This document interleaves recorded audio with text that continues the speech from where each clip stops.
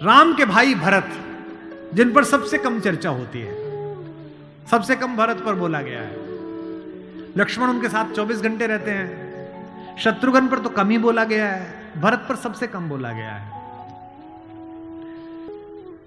सरस्वती ने देवताओं के कहने पर मंथरा की बुद्धि फेर दी। सरस्वती ने देवताओं के कहने पर कैकेयी की बुद्धि फेर दी। लेकिन जब भरत ने कहा कि मैं भैया को वापस लेने जा रहा हूं, तो देवताओं में खलबली मच गई। बोले यार अभी तो गया है ये, और इसको लेने ही चल दिया, और राम भावुक भी है, इसके प्रेम में वापस ना आ जाएं। तो देवताओं ने सरस्वती को कहा कि तुम जरा बात कर दो। तो क्या कहती है सरस्वती? देवताओं से कहती है कि 1000 आंखें होने के बाद भी जिसको सुमेरु ना दिखता हो, तुम मूर्ख हो क्या? मोसो कहत भरत मति फेरी, मुझसे कहते हो भरत की मति फेर दूं? दुनिया में किसी की भी बुद्धि भ्रष्ट कर सकती हूं, भरत की बुद्धि भ्रष्ट नहीं होती मेरे करने से।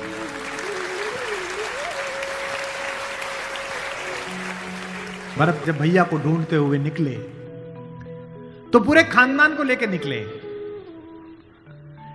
भरत ने कहा किसी की तो मान लेंगे, कौशल्या की मान लेंगे, ससुर को भी लेकर गए। जब पहली रात भरत वहीं रुके जहां राम रुके थे, भरद्वाज के आश्रम में। सुबह चलते समय भरत संकोच में थे, तो भरद्वाज ने कहा कि राजन, क्योंकि राजा हो चुके थे, आपके चेहरे पर संकोच है। तो भरत ने डरते हुए कहा कि महर्षि मैं डरा हुआ हूं, मेरी मां ने इतनी बदतमीजी की बात कर दी, मैं बाहर था। भरत को नहीं बताया गया था कि पिता दिवंगत हो गए, पता है आपको ये बात नहीं? भरत को संदेश भेजा गया था, तो उसमें यह नहीं कहा गया था कि पिता एक्सपायर कर गए, यह कहा गया था कोई इमरजेंसी है, घर आओ। अयोध्या के बाहर नंदीग्राम में इनके पूर्वजों का एक मंदिर था, जहां इनके पूर्वजों की प्रतिमाएं लगी हुई थी। मानधाता की, दिलीप की, रघु की, अज की, नहुष की। वहां भरत रास्ते में रुके अपनी सेना के साथ पूजन करने के लिए, कि पूर्वजों का पूजन कर लूं, पुरखों का।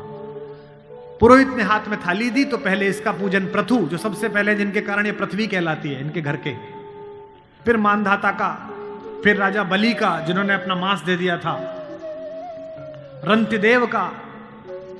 पूजन करते करते अज, रघु, दिलीप तक आए, और जैसे ही उन्होंने अगली मूर्ति देखी, तो देखी पिताजी की मूर्ति। तेज तो थे ही, उन्होंने पुरोहित की तरफ देखा कि ये क्या? पुरोहित की आंख में आंसू, उसने कहा कि महाराज नहीं रहे, और भरत के हाथ से थाली छूट गई। भरत ने कहा मुझे किसी ने बताया क्यों नहीं कि पिताजी दिवंगत हो गए, क्या हुआ था? बोले राम को वनवास मिल गया। भैया को वनवास क्यों मिल गया? आपकी मां ने मांग लिया। भरत घोड़ा दौड़ाते हुए अयोध्या तक पहुंचे, रोते हुए। सोच के देखिए, भरत जैसा भाई, भ्रातृत्व में राम किसी का उदाहरण नहीं देते, लक्ष्मण का भी नहीं देते। जब हनुमान को गले लगाते हैं, तो ये नहीं कहते कि तुम लक्ष्मण जैसे भैया हो मेरे, तुम मोहि प्रिय ही भरत संभाई। देना हुआ है जब कोई प्यारा उदाहरण, हमने दिया है सिर्फ तुम्हारा उदाहरण।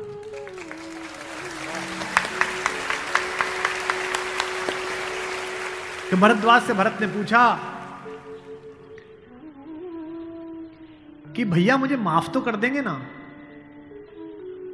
मैंने इतनी बड़ी गलती की, एक ऐसी गलती जो भरत ने की नहीं, उसके पश्चाताप में भरत। मां ने इतनी गलती की, मुझे माफ तो कर देंगे? भरद्वाज ने कहा हे राजन, मुझे पता नहीं कि तुम्हारे बड़े भाई तुम्हें कितना प्रेम करते हैं या नहीं, लेकिन जब वो यहां से जा रहे थे, और सुबह के समय उन्होंने गंगा पार करने के लिए पुरोहित को बुलाकर स्वस्ति वाचन का मंत्र किया, तो बड़े खुश थे, प्रसन्न थे कि मैं वनवास पे जा रहा हूं, चेहरे पे मुस्कुराहट थी। लेकिन पुरोहित ने हाथ में जल दिया, और जैसे ही पुरोहित के मंत्रों के बीच में निकला कि जम्बू द्वीपे भरत खंडे, और जैसे ही भरत सुना, राम के हाथ से जल गिर गया, और वो जमीन पर गिर पड़े, और हाय भरत चिल्लाने लगे। इतना प्रेम तुम्हें राम करते हैं।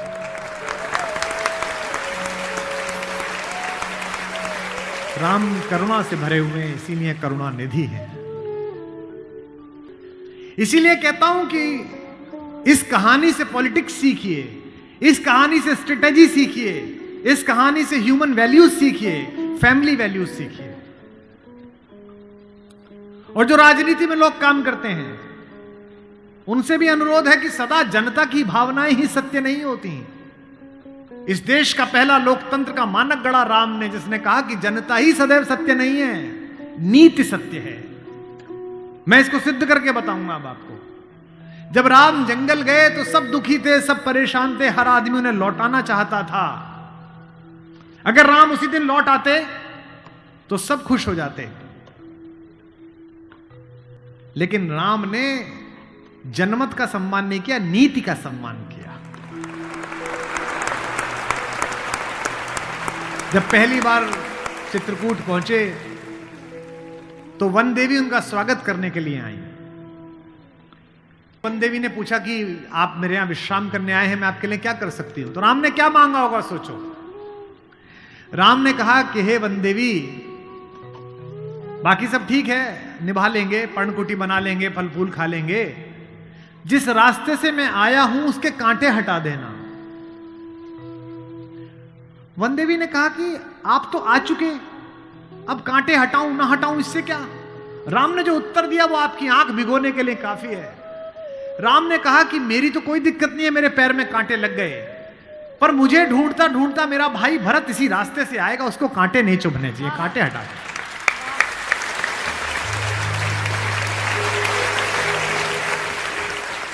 तो वन देवी को जिज्ञासा हुई। वन देवी ने कहा कि यथाज्ञा पयति महाराज, हे महाराज, आपने जो आज्ञा दी मैं कर दूंगी। एक छोटी सी मेरी जिज्ञासा है, क्या अयोध्या का राजा, अयोध्या की चतुरंगिणी सेनाओं का सेनापति, दशरथ का पुत्र, राम का छोटा भाई भरत इतना नाजुक है कि रास्ते में चलेगा तो उसके कांटे चुभ जाएंगे? राम ने कहा नहीं, वो तो वज्र के समान है, उसकी छाती से टूटकर तो इंद्र का वज्र टूट जाता है, ये कांटे उसे परेशान नहीं करेंगे। वन देवी ने कहा फिर क्यों हटा दूं?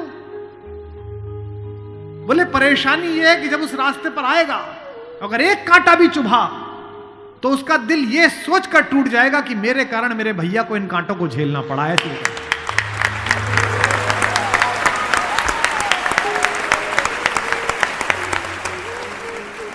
बिना चप्पलों के भरत चले, और जब चले तो भाई मृदु भूमि सकुच मन मन ही, भूमि भी संकोच से भर गई। कोमल चरण चलत बिनु पनहि, कोमल चरण चलत बिनु पनहि, भई मृदु भूमि सुकुचि मन मनि। इसका मतलब यह है कि भगवान स्वयं कष्ट सह सकते हैं, पर जो उन्हें प्रेम करता है वो कष्ट सहे ये उन्हें स्वीकार नहीं।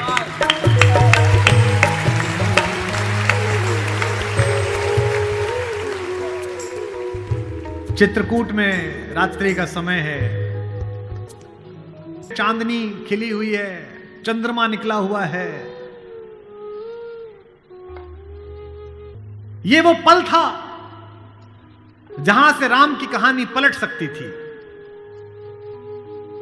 अगर दशरथ के अंधेरे कक्ष का एक निर्णय राम को इस जंगल तक लाया है मित्रों, तो आज इस पूर्णमासी के चांद के नीचे का राम का एक निर्णय राम को वापस अयोध्या ले जा सकता है या लंका ले जा सकता है। ये वो रात थी। मुझसे कोई पूछता है कि राम कथा की सबसे महत्वपूर्ण रात्रि कौन सी है, जिस दिन लक्ष्मण को मूर्छा आई वो भी महत्वपूर्ण नहीं थी, क्योंकि पता था कि बच जाएंगे। जिस दिन सीता का अपहरण हुआ वो रात्रि भी महत्वपूर्ण नहीं थी। यही रात महत्वपूर्ण थी, यही रात अंतिम, यही रात भारी, जिसमें भरत, शत्रुघ्न, तीनों माताएं, गुरु वशिष्ठ, ससुर साहब, सास, सब आए हैं कि बस राम लौट चलो। तदनंतर बैठी सभा उटज के आगे, नीले वितान के तले दीप बहु जागे। टकटकी लगाए नयन सुरों के थे वे, सब देख रहे थे। परिणाम उत्सुक उन भयातुरों के थे वे, वह चंद्रलोक था कहां चांदनी वैसी। प्रभु बोले गिरा गंभीर गूढ़ निधि जैसी। जब सबने खाना खा लिया, सबने पानी पी लिया, तब भगवान ने सबको बिठाकर पूछा। क्या सवाल पहला? भरत जैसे आदमी से, हे भरत भद्र अब कहो अभीप्सित अपना। इतनी दूर चल के आए हो, बताओ क्या चाहिए। सब सजग हो गए, भंग हुआ ज्यों सपना। एक बात पूछी कि बेटा बताओ क्यों आए हो, तो क्या बोले भरत? हे आर्य रहा क्या भरत अभीप्सित अब भी। आप मुझसे पूछते हो कि मुझे क्या चाहिए? मुझे तो सब मिल गया भैया। इसी दिन के लिए तो मेरा जन्म हुआ था, पिताजी मर गए मेरे कारण, आप जंगल में बैठे हो मेरे कारण, सोने के आभूषण पहनने वाली मेरी भाभी एक वलकल पहने हुए मेरे कारण, जिसके सर पर अयोध्या का राजमुकुट होना चाहिए था उसके सिर पर जटाजूट है मेरे कारण। हे आर्य रहा क्या भरत अभीप्सित अब भी। मिल गया अकंटक राज्य उसे जब तब भी। पाया तुमने तरुतले अरण्य बसेरा, रह गया अभीप्सित शेष तदपि क्या मेरा। और मैं इसलिए भरत पर फिदा हूं कि भरत इतिहास का अकेला पात्र है जिसकी गलती नहीं है फिर भी प्रायश्चित कर रहा है।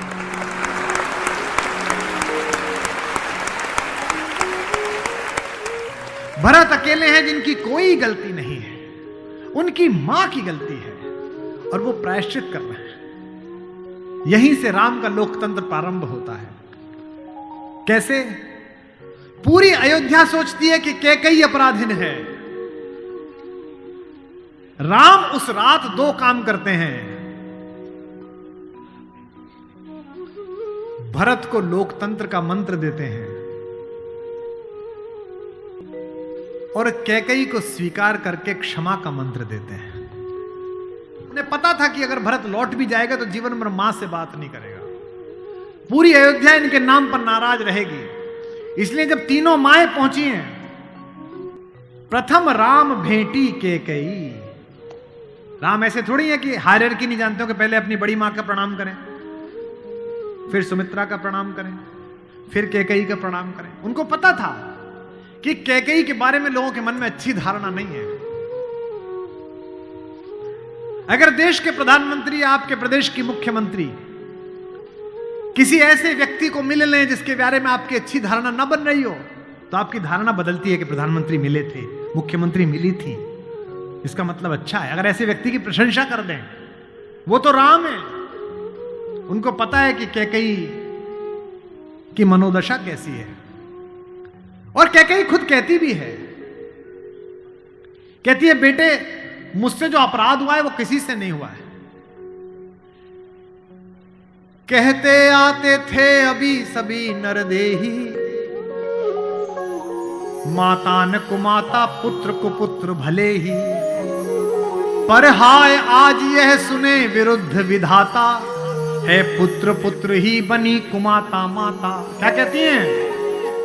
युग युग तक चलती रहे कठोर कहानी, थी रघुकुल में भी एक अभागिन रानी। थूके मुझ पर त्रैलोक्य भले ही थूके, जो कोई कह सके कहे क्यों चूके। लेकिन एक बात मांगती हूं राम तेरे दरबार में, छीने न भरत का किंतु मातृपद मुझसे। रे राम दुहाई करूं और क्या तुझसे।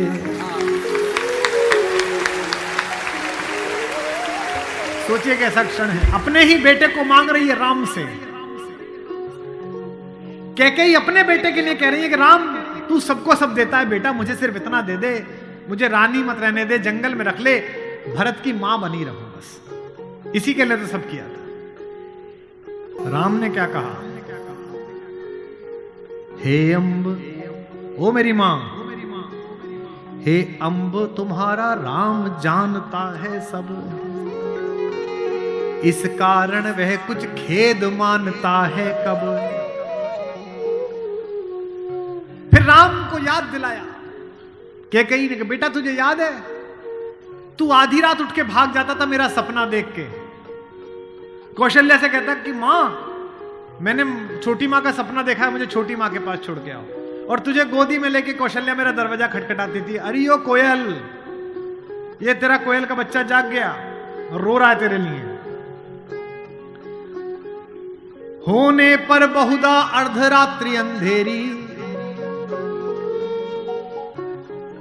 होने पर बहुधा अर्धरात्रि अंधेरी, जी जी आकर करती पुकार थी मेरी। लो कुहुकुनी, ओ कोयल, लो कुहुकुनी तेरा कुहुक राम यह जागा। लो कुहुकुनी अपना कुहुक राम यह जागा। निज मंजली मां का स्वप्न देख उठ भागा। होने पर बहुधा अर्धरात्रि अंधेरी,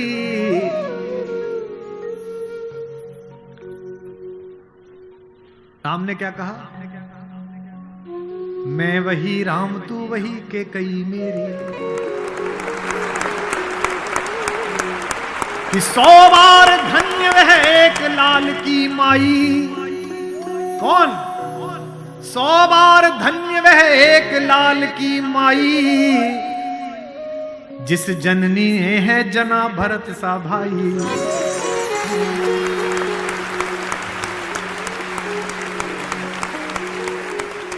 पागल सी प्रभु के साथ सभा चिल्लाई। 100 बार धन्य वह एक लाल की माई। 100 बार धन्य वह एक लाल की माई। 100 बार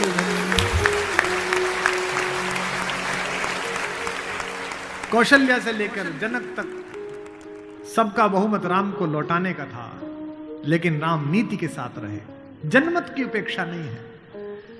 भरत जैसा भाई पाना, लक्ष्मण जैसा भाई पाना, कैसे कैसे चरित्र हैं भाई। एक भरत की पत्नी है मांडवी, उनका जिक्र नहीं होता। एक हमारी मां और है उर्मिला, उसका जिक्र नहीं होता। उर्मिला का कलेजा देखिए, मांडवी का कलेजा देखिए। जिस दिन लौटने के बाद भरत ने राज्य संभाल लिया, भाई की पादुकाएं रखकर सिंहासन पर, कौशल्या जाग रही थी। उन्होंने देखा कि ऊपर कोई घूम रहा है, कोई छाया घूम रही है महल में अंतःपुर में। तो वो ऊपर गई तो देखा मांडवी घूम रही थी, भरत की पत्नी। तो कौशल्या ने पूछा कि बेटा तू सोई नहीं? उसने कहा हां मां मैं अभी जाग रही हूं। भरत सो गया होगा बेटा, तो उसके कक्ष में चली जा। तो कौशल्या से मांडवी ने कहा कि मां वो तो है ही नहीं यहां, कहां गया? बोले उन्होंने कहा कि भैया जब तक जमीन पे सोएंगे, भैया जब तक जंगल में रहेंगे, मैं महल में नहीं रहूंगा। वो अयोध्या के बाहर जो नंदीग्राम दिखता है ना, वहां दूर, वहां उन्होंने कुटिया बना ली है, प्राइम मिनिस्टर ऑफिस वहीं बना लिया, वहीं फाइल मंगाते हैं। तुझे नहीं ले गया? संकोच में पड़ी हुई मांडवी ने कहा मां मैंने तो कहा था आप जंगल में अकेले कैसे रहेंगे कुटिया में, मैं सेवा कर दूंगी, ले चलो। उन्होंने कहा नहीं, भाभी राम भैया के साथ चली गई हैं, तीनों माओं को देखने के लिए कोई नहीं है, तुम यहीं रहो, उनकी जिम्मेदारी हम पर है। कौशल्या ने कहा कि बेटा सो जा। बोले मां वो उनकी कुटिया दिख रही है, उसमें अभी दीपक जला हुआ है, यानी कि वो अभी काम कर रहे हैं। एक बार वो दीपक मंगल हो जाए, अंधकार हो जाए तो मैं भी जाकर सो जाऊं, ऐसी मान।